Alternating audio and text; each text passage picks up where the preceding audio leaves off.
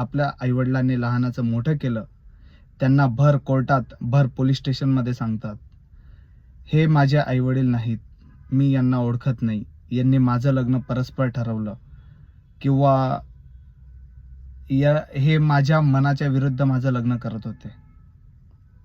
या गोष्टी नक्कीच चांगल्या आहेत की वाईट आहेत याचा निर्णय जो तो स्वतः घेईल, त्याबद्दल आपण काहीही बोलू शकत नाही.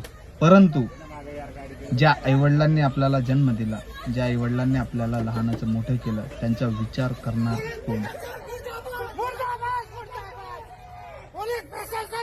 जी बाई वडील वारल्यानंतर या मुलीला लहानाचं मोठं केलं, तिच्या वडिलांप्रमाणे तिला सांभाळलं आणि आज शेवटी तीच मुलगी म्हणते, या आईने माझं लग्न चुकीच्या ठिकाणी केलं.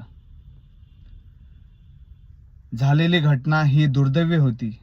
त्या घटनेबद्दल काहींच्या मनात शंका, काहींच्या मनात कुशंका, काहींना आनंद आणि काहींना दुःख झालेलं आहे. परंतु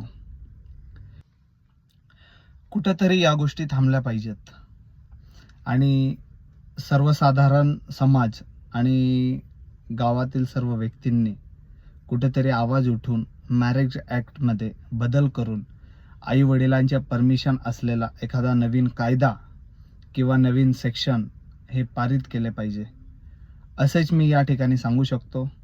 तरी माझी सर्वसाधारण समाज आणि समाजातील सर्व महिला भगिनी पुरुष मंडळी यांना विनंती आहे की यासाठी जे करता येईल ते करा, पण अशा दुर्दैवी घटना टाळण्यासाठी किंवा येणाऱ्या भविष्यातल्या पिढीला वळण लावण्यासाठी बदल होणे हे गरजेचे आहे. तुमचं मत कमेंट सेक्शनमध्ये नक्की कळवा.